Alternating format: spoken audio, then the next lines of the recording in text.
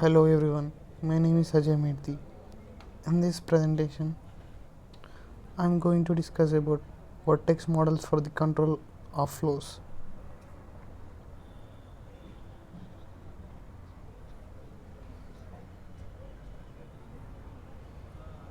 Abstract. There are a number of essential ingredients which must be brought together in order to develop a model-based control theory of boundary flows. In such theory, models of fluid dynamics must first one be simple enough to run in real time, and second one be able to capture the physics of control actuator interaction with the fluid.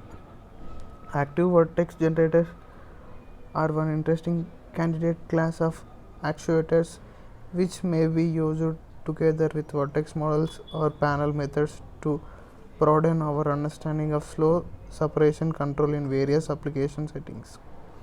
While these models offer the hope of modeling the essential aspects of the boundary flows with reasonable fidelity, their use in application will require new approaches to stimulation and control.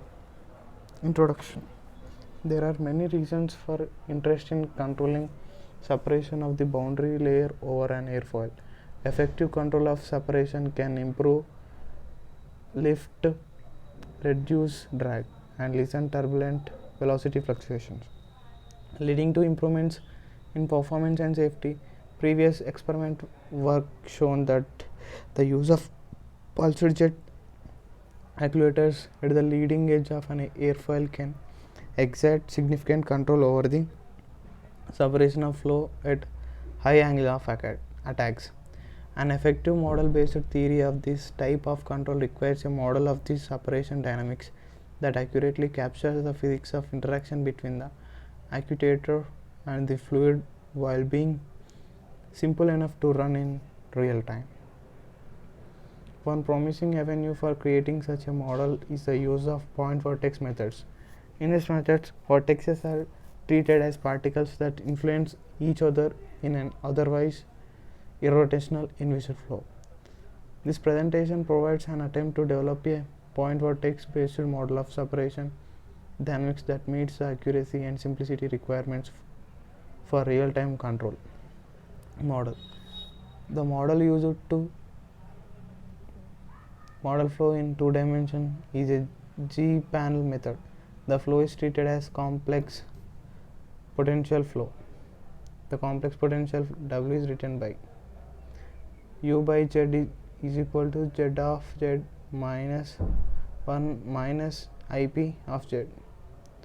Flow components, where Q is the real potential function, is a stream function, and Z is a complex coordinate Z plus the function D and conjugates to satisfy Cauchy-Riemann equation. The contribution to the flow field made by the airfoil is determined by applying a zero panel method. The surface of the airfoil is modeled as a set of node points connected by line segments or panels. Each panel is considered to have a distributed surface vorticity that varies linearly along the length of the panel. The surface vorticity is continuous from a panel to panel, though not smoothly so. Thus, the distribution of surface vorticity is determined by the densities at the node points. At any point in time, these densities are determined by applying a non-penetration condition to the surface of the airfoil. The non-penetration condition is implemented by requiring that net mass flux through each panel of the body surface be 0. At any location Z, the fluid velocity is linearly depend on the vorticity density at each node point. Hence, the fluid flow through each panel is linearly depend on these values as well. Thus, we need to find a solution to the system where A is a square matrix expressing the relation between vorticity density at a node points and the fluid flux through the body panels. 9i is the density of surface vorticity at the node point. N is the number of body panels. Nd is a vector containing the desired flux through the body panels. F comma Z is a vector containing the flux through the body panels due to external conditions. In the absence of fluid sources or sinks, the total mass flux through a closed curve such as body surface must be 0. Hence the vectors D and Fz only have dimension n-1 and equation 2 cannot be used to determine the values 9i. In order to make the system fully deterministic, we add an equation for the value of the stream function O and one of the node points. Thus A is identical to A except that the bottom row has been replaced by a set of coefficients expressing the relationship between the y values and the stream functions at one end of the node points. F and Fe are vectors containing the first n-1 elements of J3 and F3. The value of 9q at any point in the time is determined by the current Kutta circulation of airfoil, that is total vorticity in the airfoil's boundary layer. The value Yd is set such that integral of vorticity around the airfoil surface is equal to the Kutta circulation. Diffusion and vortex shading. Diffusion of vorticity is handled stochastically at each time step of the integration process. All the vortices are given random displacement d and d. This di means Gaussian distribution with mean and standard deviation, an abstraction of the vortex shading scheme. The figure shows one panel with 3 subpanels. The open dots are the starting points of the trial vortices. The arrows represent the convection of the vortexes over one time step. The dashed circles shows the viscous diffusion of the vortices and the solid dot shows the final position. In this diagram, the central vortex escapes the control zone and persists through subsequent time steps. The other two vortices are reabsorbed into the surface viscosity, where AF is the time step of the integration and RE is the Reynolds number of the flow. The transfer of vorticity from the airfoil surface to the free stream handled by allowing individual vortices to be shed from the boundary layer. The method used here is adapted from Lin and involves creating trial vortices within the airfoil's boundary layer, allowing some of these vortices to escape the surface vorticity layer through convection and diffusion.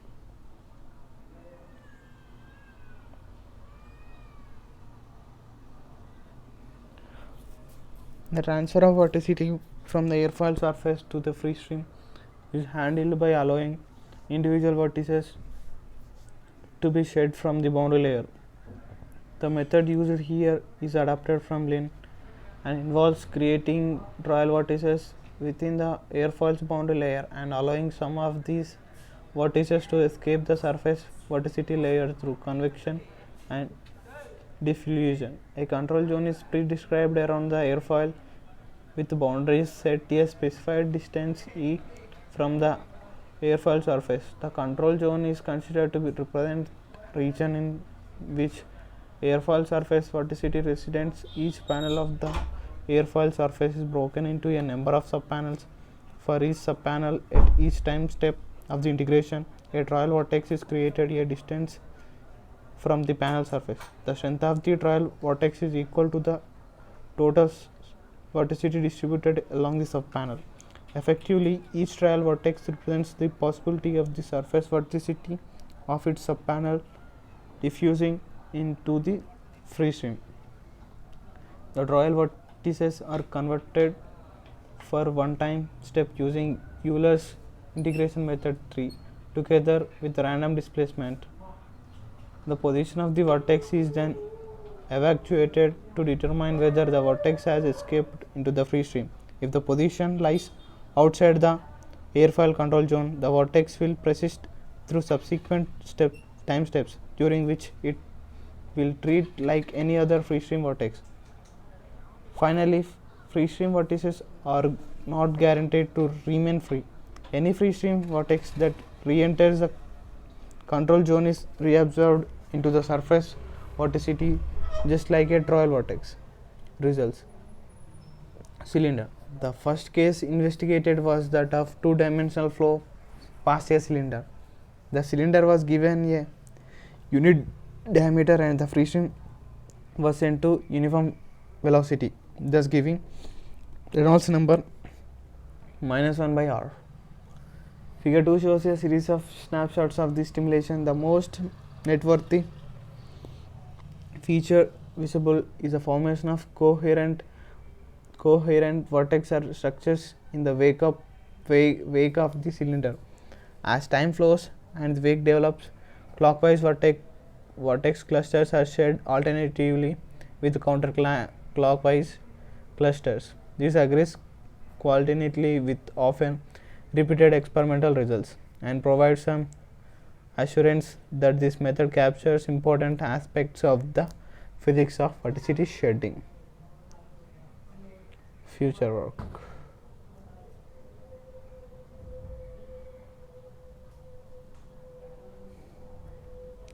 Airfoil. Figure 3 shows the stimulated flow past a Clive airfoil at an angle of attack n is equal to 0.2 radii. Airfoil chord length, free stream, flow velocity, flow speed are both in it. So, as for the cylinder stimulation, r is equal to 1 by r. For this stimulation, a Reynolds number of 1.5x was used. The airfoil is instantaneously accelerated from rest with attitude held constant. At time f is equal to 0.50, a large amount of vorticity has been shed from the trailing edge of the wing. An expected effect of an instantaneously start from rest. Also, a built-up of vorticity is being to appear on the upper surface of the wing near the leading edge. At time t is equal to 1.50, a large structure of clockwise vorticity has begun to detach from the surface. The effect of the vortex merging process is apparent at the downstream end of the wake, where several vertices have been merged to save computation time. At later times, vortex shedding continues. In last two snapshots, at a time t is equal to 0, t is equal to 10, the wake has evolved into series of horseshoe shaped vorticity structures with alternating regions of clockwise and counterclockwise vorticity. Figure 4 shows the Fourier transform of the coefficient of lift for the Clark-Weyl airfoil stimulation of figure 3. The primary peak occurs at a period of about 4.3 units of non-dimensional time, which corresponds to the observed period of vortex shedding in the stimulation. Thanks for watching.